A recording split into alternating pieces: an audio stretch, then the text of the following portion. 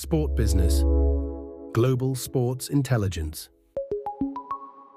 Hello and welcome once again to the Sport Business Podcast, getting you up to speed with the stories powering the global sports industry across media rights, sponsorship, events, sports tech, and more. I'm Catherine Davies, host of the Sport Business Podcast, and this week, Martin Ross and Jonathan Rest are going to start us off by digging into the news that Portuguese football club Benfica wants to halt the process to centralise the league's media rights, why it wants to do that, and what that would mean.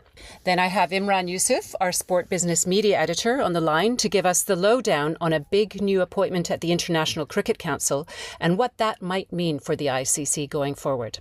Ben Cronin, our global sponsorship editor, will join in to give us some hard-hitting insight into the UEFA Women's Football Sponsorship Programme and how that's reaching new heights. And finally, Martin and John will be back to bring us some fresh news and insights from their afternoon on the ground at Wimbledon yesterday. And now let's move straight into our first topic for the day. I've got Martin Ross and Jonathan Rest here with me today. Good morning, gentlemen.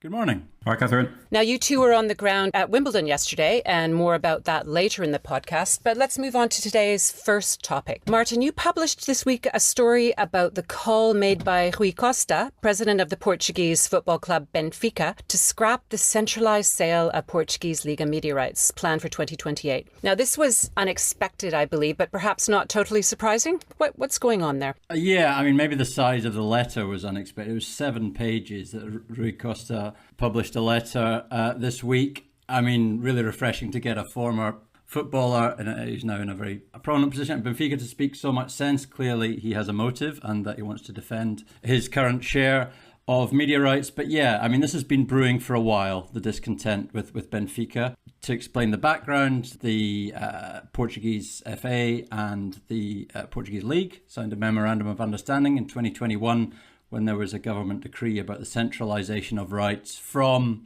and it was always a bit blurry, either 27-28 or 28-29. 28-29 is now the date, but really all of the targets from 2021 remain in place going forwards for 2028. And as we know, there's been huge disruption in the media space, and there's been a lot of stagnation in Portugal around the kind of pay TV space. The current broadcaster, Sport TV, for most of the matches, has not been making money on these rights for some time. So Benfica this week through Rui Costa has called for the suspension of the whole process. He's been very critical of the targets, which is 300 million euros per season for the whole league. That compares to about 180 per season at the moment through the kind of piecemeal deals that are done. Now, he has called it out of step with international context. He has accused the league of failing to have a real consultation process, failing to have any alternative models. He's had a go at the competition authority for not really creating enough competition, as is their job. Naturally had a go at piracy as well as a reason, and said that the consumers having to pay over 500 euros a year to watch Portuguese football. This follows from one of the candidates for the Portuguese FA presidency made similar claims last year. On the league side, they have acknowledged the concerns, but they are pressing ahead with centralisation. They want everyone to be involved without exception, which means Benfica. So we can maybe unpack this a little bit as to what it is, what it entails, and what has changed or hasn't in the last few years. But Benfica, obviously one of the big 3 clubs in Portugal, doesn't want centralisation as it looks like to go ahead. But there is legislation in place from the government that demands they do so. Yeah, if you look at Benfica, they've always been the outlier, haven't they, in Portuguese football? Obviously, you've got the big 3, them, Sporting and FC Porto. But when you look at who shows the league domestically, you've got Sport TV, the pay TV broadcaster that holds the rights to 17 of the 18 clubs in the league, the sole outlier being Benfica, which has its own linear OTT channel, Benfica.tv, that I think they have kind of different carriage distribution, don't they? So Benfica have always been the one that, how long have we been writing about the plans for centralisation in Portuguese football? It feels like a decade. It's always the big 3 that you have to appease, if you like, and increasingly it's been Benfica are the ones that you've had to try and bring on board, and Rui Costa is now come out against it, which is maybe not a major surprise.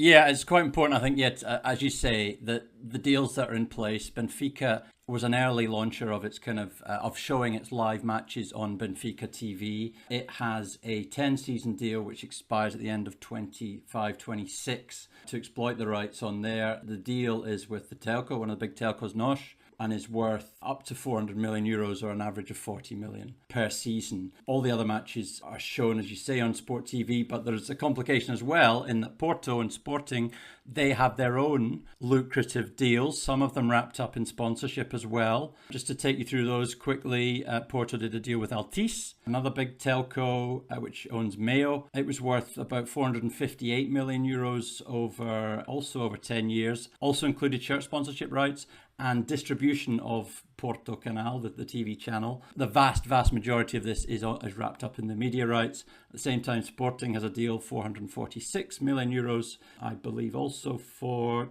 10 years. Well, the distribution rights are even longer. I think it's for 11 seasons for Sporting TV. Again, shirt sponsorship rights wrapped up in that. So the big three have these really significant deals. I think from top to bottom in Portugal, it's something like 15 to 16 times more that the top, or Benfica, will be earning compared to the bottom side, which this season was Boa Vista. So this is what they're defending.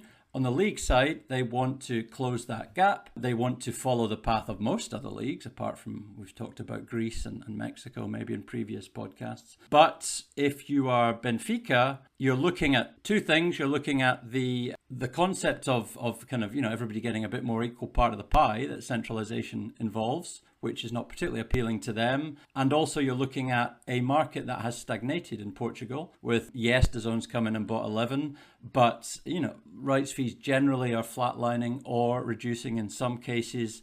There was a report out earlier last year, actually, I think, about number of subscribers, which has reduced across 4 of the big streamers, really, has been down, I think, by 60,000 subs. First time it's dropped since 2022. So how are they going to get to this figure of 300 million, which they said in 2021 was the target? Look at what's happened in France. Look at what happened in lots of different football leagues. So where do we go from here? What you mentioned, Martin, about the Portuguese market stagnating, being quite small. Benfica relies on a sizable chunk of its revenue from the transfer market. In fact, it was the 4th overall in the world in profits made from transfers. It made 92 million euros in the 2024-25 year, according to the Football Observatory. And that's in large part because it doesn't earn as much from media rights, sponsorship, merchandising, tickets in the smaller Portuguese market as rivals from bigger markets. So you can see that it is very keen to protect what it's got and not give any ground to these small clubs who earn $1 million from media rights compared to their 40 or 50 million. If only we had somebody senior who used to be at Transfer Room who could maybe give us some insight on this. Jonathan Rest. Player trading in Portuguese football has always been the key revenue driver. If you look at Porto, Sporting potentially this summer, that has traditionally been because of their ability to bring in players from South America into the country that would otherwise perhaps need visas to get into the Premier League or other leagues. So before Brexit, that's why they've been able to kind of make money by buying young Brazilian players that then get sold into Europe as a kind of gateway. So as you say, Catherine, if you looked at a Portuguese club's balance sheet and where their revenue is, player trading is huge and way more than kind of other leagues, comparative size leagues in Europe, certainly. Did you have some information about private equity that had been looking at La Liga, John? Yeah, Martin said this kind of 300 million number has been talked about for a while, this target. As I mentioned, centralisation has been on the agenda seemingly for a decade, but certainly has ramped up over the last few years to the extent that the league and the FA, should this go through, this centralisation, which, as Martin said, that both those bodies are still pushing for despite Benfica's resistance. The plan is to set up a commercial vehicle to house the rights. And we know there were kind of, I think, 3 shortlisted proposals, I guess, not necessarily 3 companies looking for the same piece of business. So you had CVC, surprise, there. They'd worked with a Portuguese fund called Fortitude, what you would describe as a traditional PE firm getting involved in a media rights entity. So kind of putting in a load of money for up to a 30% stake in the commercial vehicle, and the clubs would be paid, front loaded a lot of that money. The second option was Portuguese venture capital firm Quadrantis, which was working with KPMG and Apollo on, again, a kind of a stake in a commercial vehicle with an additional rev share. And then the third offer was slightly different. It was a Japanese bank, Nomura, working with the global consultant firm Boston, which was more of an advisory role. So they would work across the entire centralisation process, and their job would be to bring in investors. So slightly different, but they were the three proposals that the league and the FA have been working on. To date, we don't know what path they've gone down, but obviously Benfica put a bit of a spanner in the works. But as Martin says, they are quite keen to push ahead with this.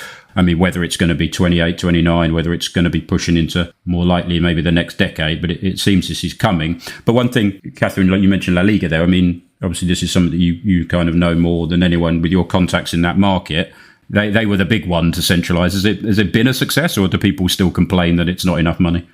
Well, when I said the league, I meant the Portuguese one. I think they do call it La Liga there, perhaps not. But in any case, next door in Spain, yes, there are ongoing rumbles of discontent, hence the whole plan for the Super League. But Barcelona and Real Madrid are upset about the money that they get from the centralized sale of media rights. They get about 160 million each per year from their share of the centralized media rights. And that's only about 25 million more than they got over a decade ago, when the rights were sold individually. And Javier Tebas, the president of the league, has done very well since centralization, and he's doubled media rights revenues. And Florentino Perez of Real Madrid has been on the record saying that of the 1.9 billion euros that La Liga gets now from media rights, they in Barcelona should be getting 1 billion to 1.2 billion. And the rest can, share the scraps. So you can see that they're reluctant to give up any more of what they get. In fact, they feel that they haven't proportionately got as much as they should since rights centralization, and they're not keen to give up any more of that. Maybe if they could do a Club World Cup every other year, Florentino Perez can get another. Real Madrid have already earned about 90 billion, haven't they, for getting thrashed in the semi-final? So I think so, yes. I mean, this is going to run and run. There is absolutely no love lost between Benfica and the league and the Portuguese FA. Pedro Proença, is that a good pronunciation, Catherine? Are we going Pedro Proença?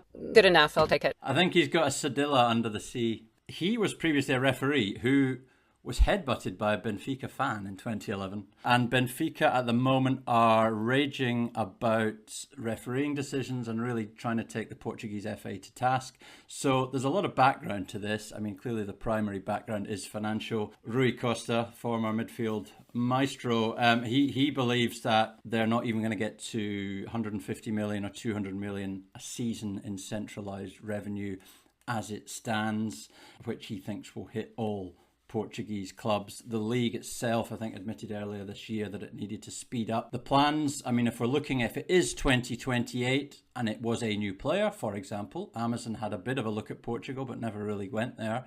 So, as I said, it's pretty stagnant. But if it was a new player, they'd need it 18 months, 2 years runway to do it properly. I mean, please not.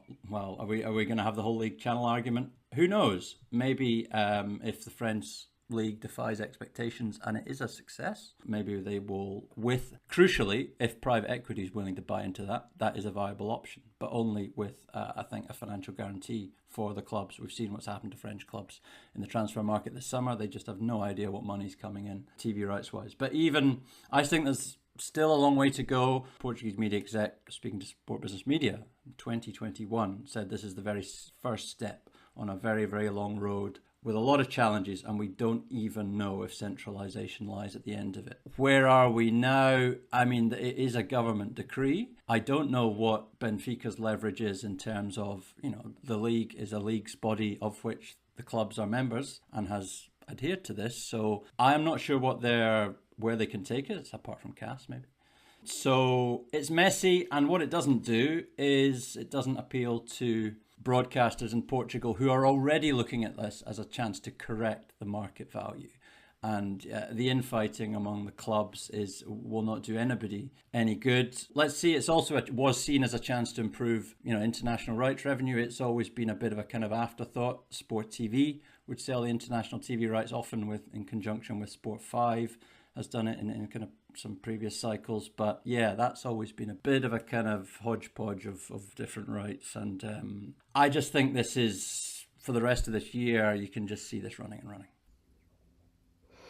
Another point that I had brought up to me this week was the Portuguese Liga may have again looked next door to Spain and seen what has been done with the centrally distributed commercial revenue, because Spain's La Liga has a profit of about 90 million from the sale of sponsorship and licensing, and that doesn't go to the club. Only 16 million of the total of 160 from sponsorship and licensing goes to the clubs, and the rest, once costs are taken out, there's about 90 million, and that's been spent on the museums, the Museo Legends with this great fancy 7-story museum in central Madrid, and another one in Riyadh in Saudi Arabia, and then there's other initiatives like the Netflix show, which I've not seen it. Have you seen it? I haven't. I don't know if it's been recommissioned for a second season. And so there's complaints that a lot of money is being spent on these projects and it's not going to La Liga. And in Portugal, they've just built a very flash new headquarters in Porto, and there's a museum and a store and a lab. Do you know what they do in a football lab? I'm not sure what they do. But Benfica may be looking at all this and saying,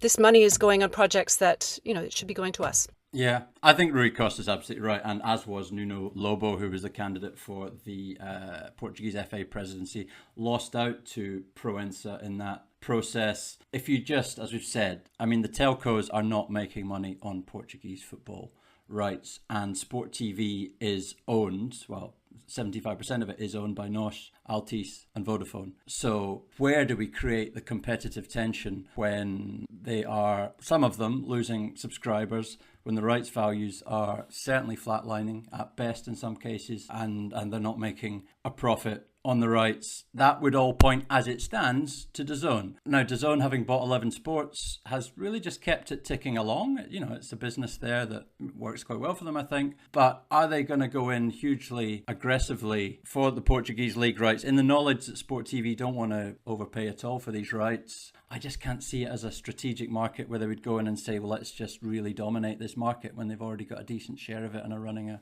the business is tidy enough as it is. I don't know. I see them wanting the rights, clearly, but I don't see them putting down a huge number for the rights. So where this 300 million figure comes from, I don't know. Hard to see. Is piracy much of a problem in Portugal, Martin? Do you know?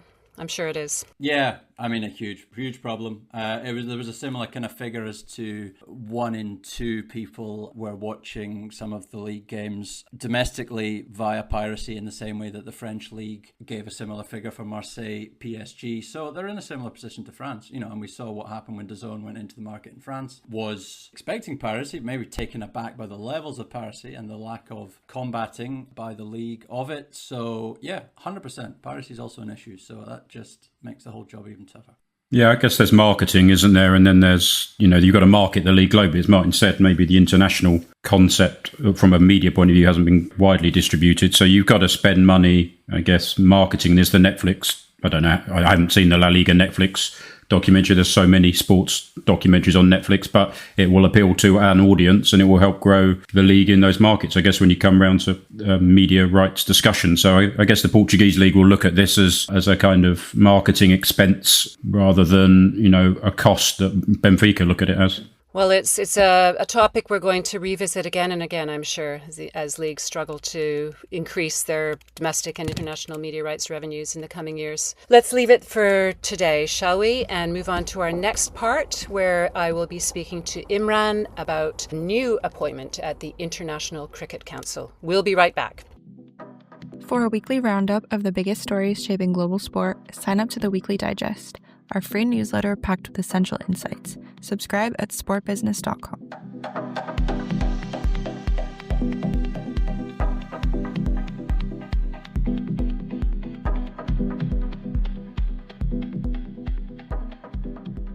Welcome back to the Sport Business Podcast, bringing you the latest sport business industry news. Now, Imran is here on the line with me. Welcome back, Imran. It's always good to have you on the show. Thanks, Catherine. We are going to turn the discussion to cricket, which is very apropos as the Lord's Test between England and India started yesterday. But over in Dubai, there's been a big appointment at the International Cricket Council. Is that right? That is right indeed. Sanjog Gupta has been named CEO. This was sort of the worst kept secret in world cricket. Sources in India tell me this was sort of done 3-4 months ago.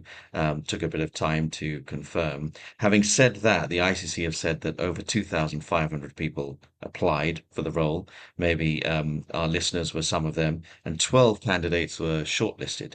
But Sanjog Gupta comes with huge pedigree, huge reputation. He was essentially heading up sports for JioStar, which is the big sports media player in India now after the merger that was done between Disney Star and Reliance Industries, which they merged their Indian television and streaming assets in 2024.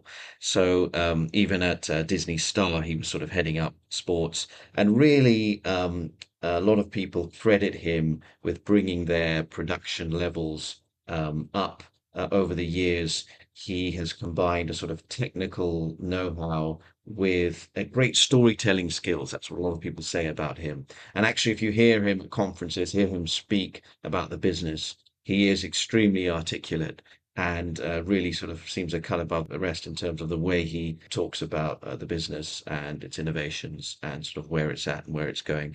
So what's intriguing, though, is, of course, Disney Star. Now, JioStar is essentially the ICC's biggest broadcaster, if you like, because they have the deal in India till 2027. So he sort of swapped that for the ICC. So it'll be interesting to see how things go forward. Now, I'd like to know if you can tell me what you think will be in Mr. Gupta's in-tray. What are the challenges and opportunities for the ICC right now? I think there's a lot on his plate, actually. Well, immediately the ICC has its annual conference in Singapore. That's July 17th to 20th. So Mr. Gupta and, of course, all the representatives from the cricket boards around the world will be there. A lot to iron out. I think broadly for cricket, a lot of people talk about it as being a bit of a failure, which sounds strange given how much it's grown over the last 10, 20 years commercially in terms of viewership. But most of that has been concentrated in the subcontinent and in India specifically. The failure part, I think, is that as a sport, it hasn't broadened out from the Commonwealth countries, essentially. I remember 20 years ago, people were excitedly talking about places like China, and even the US has been sort of a focal point. Obviously, the World Cup was co-hosted there last year. How much growth there's been, despite, Major League Cricket and other leagues, it's not quite the sort of exponential growth, the ICC will have hoped for. But of course, they do have something on the horizon. The Olympics 2028 cricket will be there, 6 teams. Well, for a start, the ICC has yet to work out which 6 teams qualify and how that happens. India, of course, guaranteed a place. Beyond that, there is, of course, the India deal on the horizon. Now, Star had actually been asking the ICC for a reduction in their media rights fee obligation. They've got a $3 billion deal over their 4 years. It'll be interesting to see again with Sanjog Gupta having swapped 1-for-1, how that's handled going forward. I think there's also sort of a geopolitical element here because, the biggest match at ICC tournaments outside the final is usually India-Pakistan. And these are 2 countries who earlier this year were effectively at war. How the matches between those 2 is handled might test Mr. Gupta's sort of political skills. And I think that's something that will change for him even more broadly. Obviously at Disney Star, at JioStar, it was a commercial role. It was a production, broadcast media role. The ICC CEO role is far more political. It's about managing all sorts of people across the world, their requirements, their needs. So a slight change of direction for Mr. Gupta. All of that seems to beg the question of how much power the ICC CEO actually has. What will Mr. Gupta actually be able to do in this role? Well, of course, the chairman or the chair of the ICC is Jay Shah, who was formerly secretary of the BCCI, the Board of Control for Cricket in India. He also happens to be India's home minister. And a lot of this sort of points to the dominance of India, of world cricket in terms of governance, in terms of commercial, and even the sort of political influence that is sort of increasingly being exerted. So there is some talk from people, speaking to people earlier this week about how much executive power he'll actually have given the dominance of Jay Shah. Having said that, I think that there will be a lot of commercial decisions which Sanjay Gupta will play a huge part in. One of them will be, for example, just how the cricket calendar is organized beyond the current ICC Future Tours program, which is till 2027. The IPL, which again, he was kind of instrumental in bringing up in terms of production, in terms of viewership, just in terms of the tech required to stream it to hundreds of millions of people. IPL's been mulling an expansion for a while, currently 74 matches per season. They want to go up to as much as 94. Where that fits in the calendar, how that affects countries' bilateral series. I think the ICC events are safe. There's sort of one big major men's tournament per year. That's not going to change for the foreseeable future. But I think it has a role to play in figuring out the product for bilaterals, which has been struggling of late in terms of viewership and commercial value. Well, that's in part because of the huge rise of the T20 franchise tournaments, isn't it? That seem to be taking up a larger portion of budgets and eyeballs, and they've seemed to have jumped up all over the world, haven't they? Yes, exactly. I mean, it's on Major League Cricket, but basically all the major cricket nations have at least one big league, which they focus a lot of attention on. South Africa, notoriously, perhaps, sort of prioritize their SA20 league over their bilateral series. Was it earlier this season or the year before? So yes, world cricket is in flux. We know that, and therefore the ICC CEO position, I think, has quite a lot of importance. And I don't think Sanjay Gupta would have taken the role unless he felt that he could make a difference. He's taking over from an Australian, Jeff Allardyce, who had been in the role for about 4 years. And he comes with, as I said, a very high reputation. He's very well respected in the industry. Well, I wonder, going back to the Olympics, I wonder how they could actually jumpstart the development of cricket outside of the traditional Commonwealth countries, shall we say. Because as you said, there's only 6 countries in Los Angeles 2028, but I understand it's going to be expanded significantly for 2032 in Australia, and they will have regional qualifiers. So there will be teams coming from Latin America and other parts of Asia. And as you know, we did the article on cricket in Brazil, and for them, they said that both inclusion in the Olympics and in the Pan Am Games was a game changer because they get funding from their national Olympic committees and there's more interest and more coverage. So do you think the Olympics could be the thing that really shifts the focus and has countries who aren't traditionally cricket powers coming into it and pouring money into it? And we see a broadening of cricket around the world? I think we can take 2 views of this. One is the slightly cynical view, which is the ICC have looked at their media rights in India, currently about, for 2024, they're about $25 million, Viacom 18. Now, as I said, folded into JioStar, had the rights. That's a small number for what is the world's most populous country, for a sports mad country. And they simply figured out that putting Olympics in there will raise that figure by multiples. I mean, more than 4 or 5 times is what I'm hearing they're expecting. And the rights actually are currently sort of in process, the rights sale. Then there's a more, shall we say, optimistic or a more generous view, which is that the ICC and indeed the Olympics want to broaden cricket, want to show it to the world, first of all the States, but then also beyond that. And, we'll see what kind of attention it had. The US co-hosted World Cup last year didn't grab too much attention beyond the immigrants largely from the subcontinent and to a degree their children. And that's really the question, especially with the States. Can cricket go beyond, Indian, Pakistani, Sri Lankan families, or can it really capture some of the imagination of the broader population? Mm-hmm. Well, I think in the States and Canada specifically, it really needs to be played in schools and have local leagues where children can play. And I haven't really seen that here. It's very much limited to the clubs that are derived largely of Caribbean or South Asian communities. And I think that would be one of the key elements to getting it to become more popular in the States and Canada. But anyway, Imran, thank you. Great stuff as always, and very timely indeed, as we'll be releasing our executive report on cricket next week. Now, this is a weighty report on the business of global cricket, its media rights, sponsorship, and much more. And we are holding a webinar to provide information on this next Thursday, July 17th. Everyone's free to join that, and there are details of this on the Sport Business website. let's take a short break before Ben Cronin joins us to discuss UEFA Women's Champions League sponsorship sales. We'll be right back. Enjoying the conversation? Follow the Sport Business Podcast and turn on notifications so you never miss an episode. And if you're finding it valuable, leave us a rating and a review to help others discover the show.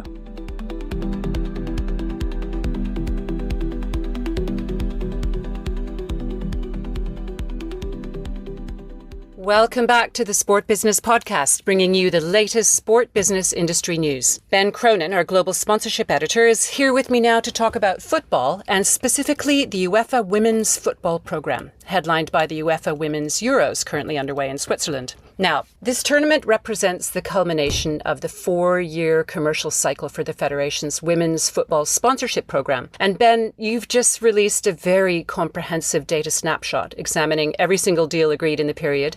And you've interviewed Annie Panter, Managing Director for Europe, Middle East and Africa for Two Circles, the exclusive sponsorship sales agency for UEFA women's events. Can you give me an outline of how the program has performed? Hi, Catherine. Yes, so we reported the programme has generated between 97 million and 102 million for the cycle. If you put me on the spot, I'd be inclined to say it's around 98 million. I think they're just shy of that 100 million figure. Two Circles is, as you say, the exclusive sponsorship sales agency for UEFA Women's Football. They've had that mandate since 2020 when they bought TRM Partners. TRM is the agency that was founded by former Man United execs Harry Horsley and Leo Thompson, and they'd actually had the exclusive sponsorship sales mandate since 2017, which is when UEFA split its men's and women's sponsorship rights. So our understanding was they had a 70 million euro target for the cycle. So if you look at it like that, it's a pretty decent result. I think they made around 25 million in the last cycle, which was the first time, as I say, that they'd split those rights.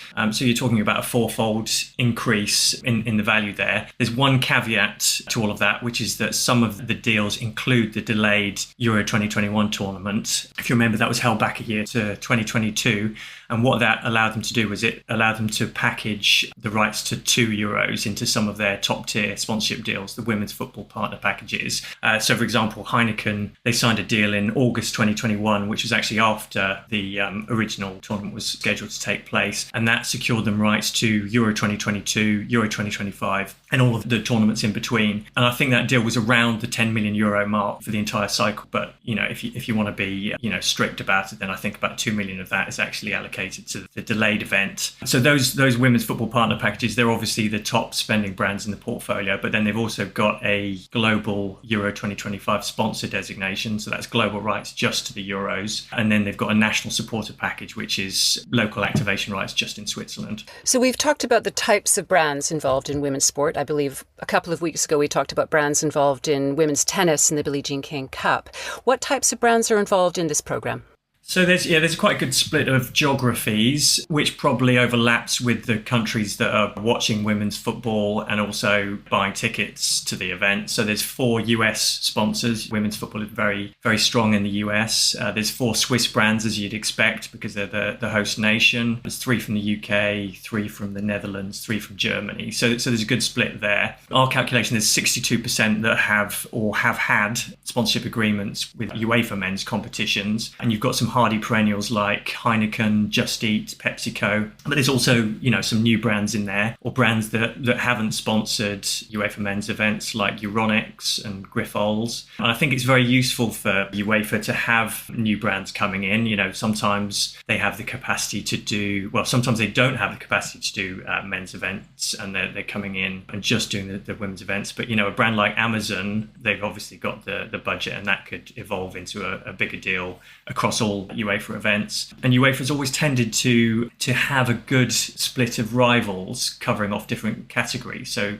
I think it's quite handy for them to have Visa sitting as a women's football partner whilst they've got MasterCard as a UEFA Men's Champions League sponsor. It kind of helps to hold these brands' feet to the fire, to have different competitors in different parts of the portfolio. I know that you've looked at every single deal in great detail. Is there one deal that really stands out for you? There's a few that are interesting. I mean, purely from a geeky sponsorship perspective, there's a national supporter deal with Swiss Federal Railways, which is there's no cash attached to it. But what that does is it enables anybody who's got a ticket to travel for free on the Swiss railways. And that's also available to UEFA staff. So that's a budget relieving sponsorship deal. It's not to be sniffed at. If you think you can travel from one side of Switzerland to the other, then that's a significant undertaking. And it's also, it's emblematic of the way brands are often using women's football rights. They want to be seen to be supporting the growth of the property and helping to make women's football bigger. There was also the VW Volkswagen deal. They made a return. They had to sit out the last men's Euros, basically, for cost control reasons. They're having some well-publicised problems. They've made a load of redundancies at the end of last year, but they've still kept their hand in with the women's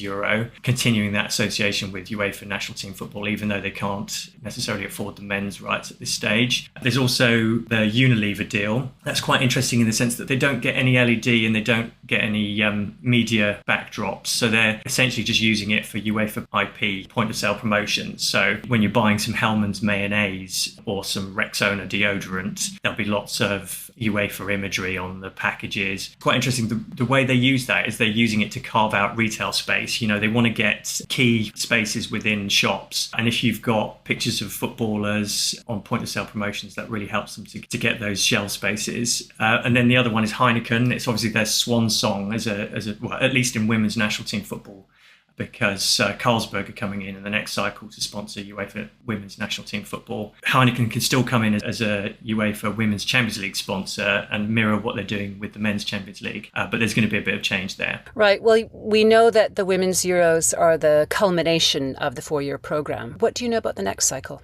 So the main evolution in the next cycle is the UEFA Women's Champions League. That's always been packaged with other properties like the Euros and UEFA Women's National Team Football. And the reason it's been packaged that way is because it hasn't been centralised before. So sponsors have only been able to get branding rights from the quarterfinal stage onwards. And that's made it not quite as compelling a proposition as UEFA Women's Euros and National Team Football. So what they've done is they've actually centralised that from the group stages onwards now, so they can sell it as a standalone entity. That means, as I say, sponsors will get LED and interview backdrops right from the start. There is a small exception in the first 2 years, so club sponsors will still be able to appear on LED for the first 2 years of the cycle. So if Chelsea are playing in the Women's Champions League, you'll see some central sponsors like PepsiCo, but you might also see a Chelsea sponsor, say Skoda. They'll be allowed to appear on the pitchside boards provided it's using Chelsea imagery. Skoda, proud sponsor of Chelsea FC. The reason they're doing that, it's almost like to placate the clubs as they make this transition, and it stands on its own 2 feet as a commercial entity. The other thing I'm hearing is they're going to be potentially doing shorter 2-year deals, because they still have to prove this to sponsors, and then moving further forward they'll be looking to do longer term deals. They've created a new women's national team football package. The reason they've done that is purely at the behest of Carlsberg, because they think all of the value is in women's national team football. So they created that package just for them. And we're hearing that the asking price for a top tier is around 30 million for the entire cycle, which is based on the growth in the UWCL, but also they're going to be getting the Women's Nations League for the first time in the next cycle. And also they're hawking the increase in broadcast coverage. They've got the Disney Plus deal, which Martin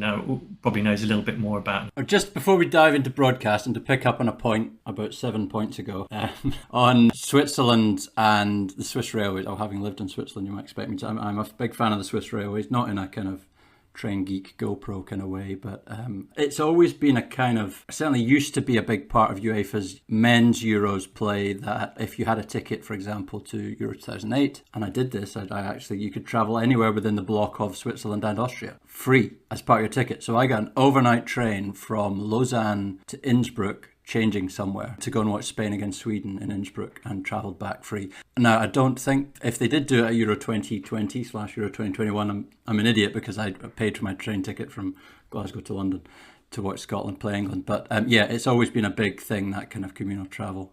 But yes, on the TV rights side, Two Circles having won the mandate for the UWCL rights was always, I think, going to rip up the model of DAZN and YouTube.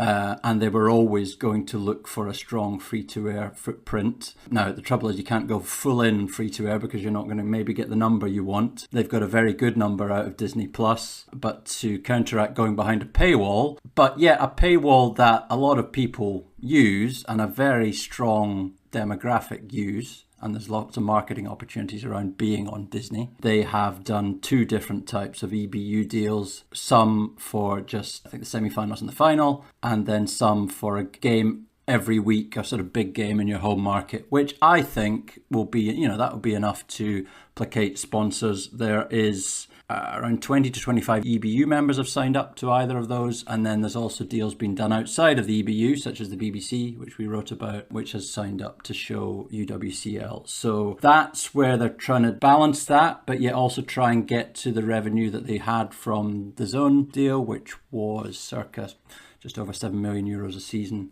And I think they've done pretty well revenue-wise on the media rights sales, but also tried to build a platform that's big enough that the sponsors will want. That's always the age-old dilemma for UEFA, isn't it? Every commercial cycle for the UEFA Champions League, the men's UEFA Champions League, there was always someone who'd come out and complain about a paywall. It was Heineken was always famous for saying that they'd been hurt by the paywall. It's always that sort of tussle between exposure and, the greater revenues you can get from sticking it on a paid broadcaster. Yeah, even just the term paywall has changed so much over the last 5 years. Paywall 15 years ago meant a Sky, a pay TV broadcaster, or a smaller pay TV broadcaster in a country, where we're reducing your distribution.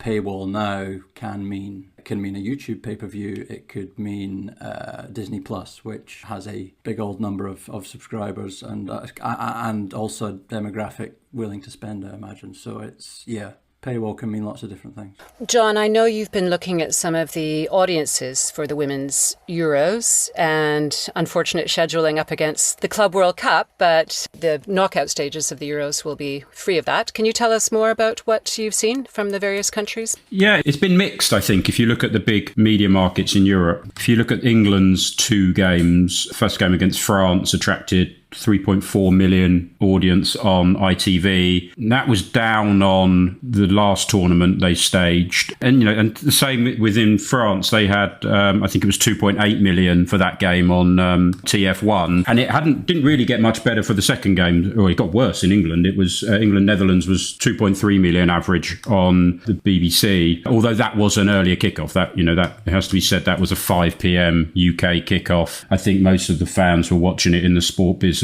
office because they had a bit of a watch party. So, there would have been a lot of out-of-home viewing of that game. The second France game against Wales, that was actually on France 2, because they did a sub-licensing deal. Martin wrote a piece about that a month or so ago. That was 2.9 million, so slightly above the first game. But they were both, 9 p.m. kickoffs in France, so kind of prime time. Germany saved the day. Theirs was huge, certainly for their first game. Over 8 million average viewers for them, but quite low in both Italy and Spain as well. So I think, as you say, Catherine, once I think we get through to the group stages, then they will rise more. We've got England, Wales coming up, so that will no doubt be a big audience in the UK. And then, as I say, once you get into the knockout stages, England's draw looks pretty tough. So there'll be some massive games coming up there. So I assume, I'm sure they'll go right up. But they have been kind of slightly underwhelming, I think, would be in that market, apart from Germany.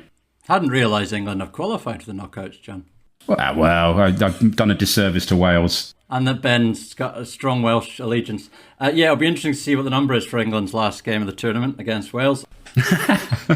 I'm in no position to say that, as my team's not there. Yeah, German figures were good as well for Denmark. Germany-Denmark, 7 million on ARD, which was a 39% share. But Germany always buys into major tournaments, and even just watching the shooting racing at the Olympics go through the roof if a German does well. So they are always very loyal audience. But the Club World Cup has impinged a little bit on it, and a good example of that will be France's last group game against the Netherlands, which has been shifted from the main TF1 channel to TMC, which is a kind of free-to-air digital terrestrial channel. That'll have a big impact on the number. They've done that so that because they have a very small package of Club World Cup games and they want to show the final on TF1. So we did discuss this in a previous podcast, but a very live example of how the Club World Cup has affected this stage of the Women's Euros, but very confident that once it gets through the knockouts, it will have a free run to do very well. And as we've said, a very strong EBU footprint to do so. Not too concerned. I've managed to dig out some attendance figures for the last 4 Euros. So I was at a Viagogo event about the Women's Euro. So 2013, 216,888 cumulative Women's Euros attendance. And then 2017, it goes up to 240,000. Euro 2021, which is actually 2022, 574,875. And then current Euro before the tournament was at, they said 500,000 plus. So they didn't say it had gone past that 574 figure. Has it always been the same? You do well in PR, Ben. Has it always been the same size, same number of matches? 500,000 plus sounds a bit vague. It's definitely not past the 574 figure. Otherwise, they would have said so. But, you could argue that they would pick up some ticket sales as the tournament progresses. Although it's smaller stadiums this time, isn't it? The stadium capacity.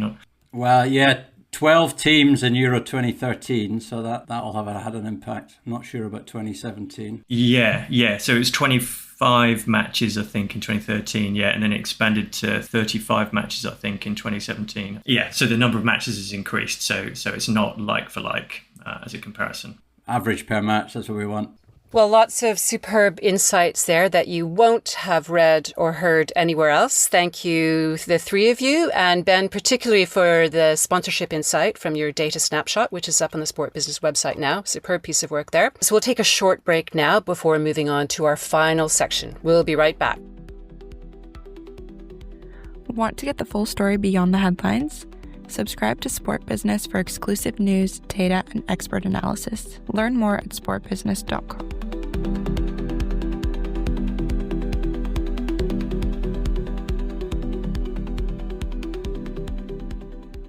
Welcome back, you three, Ben, Martin, and John. We're going to wrap up the main part of the podcast here, and we're going to look at what you see for the week ahead. But then I was thinking, hang on, you two have been at Wimbledon this past week. You were there yesterday for the women's semi-finals, and I'm sure you have some interesting tidbits to share with us from that. What did you see? What were you hearing there on the ground?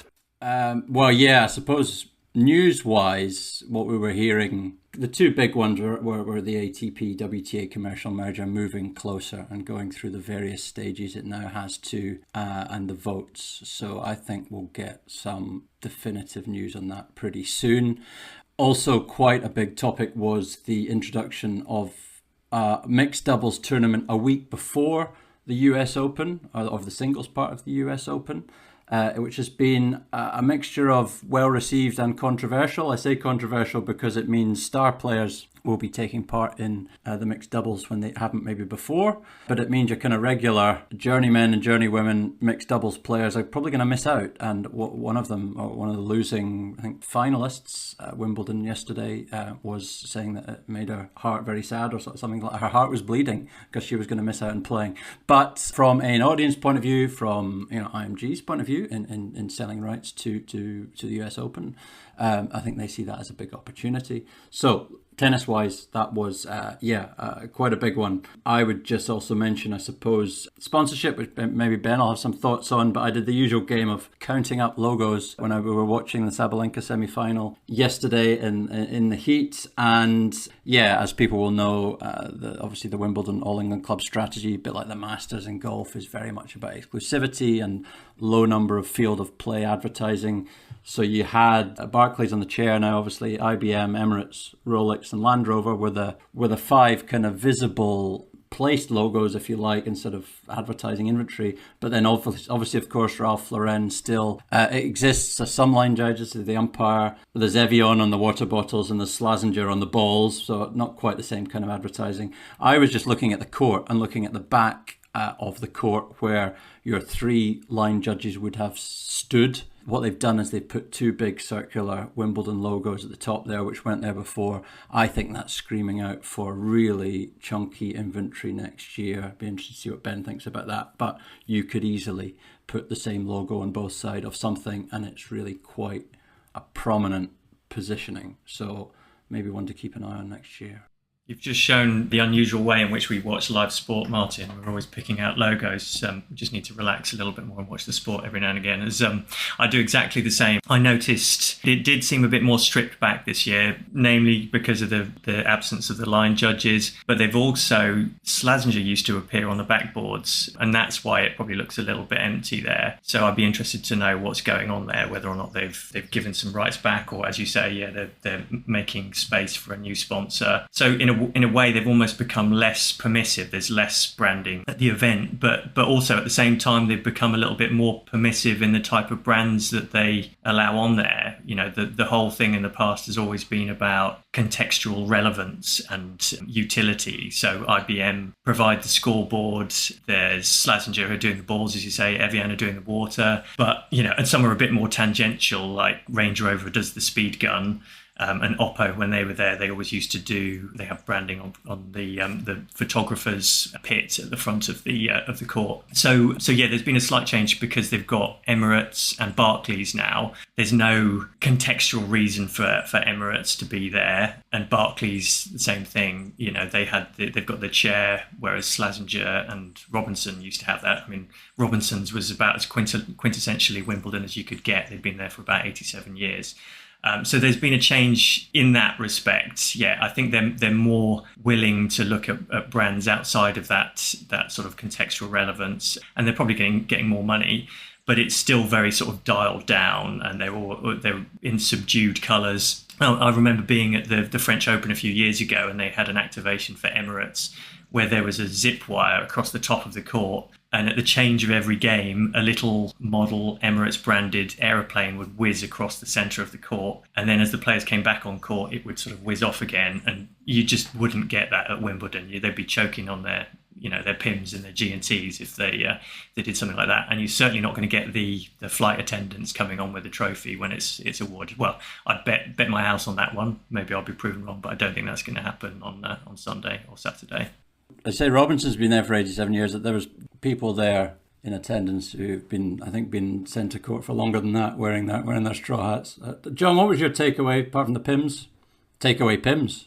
I did take away PIMs. It was very nice. Yeah, no, I think you touched on actually not anything about Wimbledon, and that's the mixed doubles thing. I think it's really interesting that there is a big push now to use these star players to elevate the commercial value of mixed doubles, and that does unfortunately eat into the careers of those players that have used the doubles as that is their career path. But these guys if you look at the draw for the US Open mixed doubles, obviously the high profile one is Alcaraz Raducanu. You've got Sabalenka potentially with Dimitrov, although he obviously is injured and may not appear at the US Open. But you've got, they are making this a 2-day, almost an event in its own right. It's not part, the doubles is always kind of, unless you're a tennis hardcore fan, is always seen as a bit of filler around the singles. And they are really making this a showpiece on its own in a big city. I think it's going to be really interesting to see what that does for men's and women's tennis combined, much to the disgust, I'm sure, of old men that rant on LinkedIn about women's sport.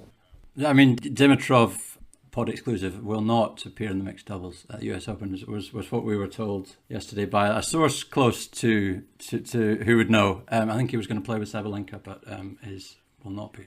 Yeah, actually, I have a Wimbledon look ahead for this section, which a couple of weeks ago we talked, didn't we, about, or I talked about the move of the final times. So they've moved the men's and women's finals back a couple of hours to suit US audiences.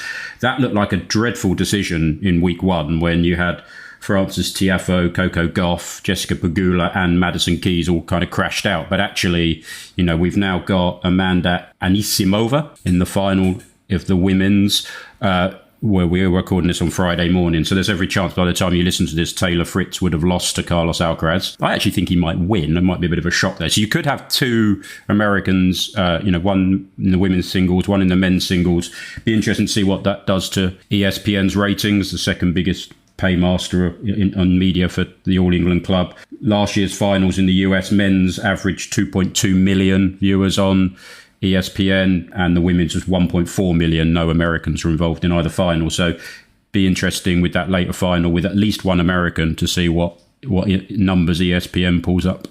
Well, that's great stuff, gentlemen. Thank you. Let's move along. And I'm going to ask if any of you have any other business to talk about.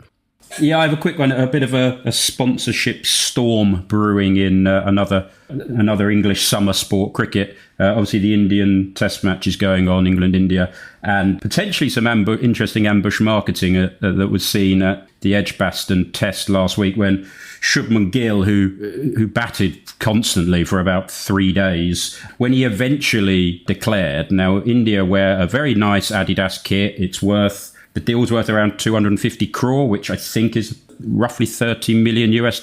That kit deal, you can imagine how many they sell, Indian cricket. And Shubman Gill on the balcony at Edgbaston calls his players in with no Adidas India cricket shirt on, but with a Nike vest. So you can imagine the Adidas and the BCCI were not very happy with this. Nothing's happened to Shubman Gill yet. He has not been fined. But back in 2007, another Indian player, Sir Ralph Ganguly, was fined when he wore a Puma headscarf or headband, while Nike was the kit supplier of the BCCI. So watch out, Lords, this weekend whenever Shubman Gill finally kind of calls his players in from batting to see what he's wearing. But interesting spat in cricket.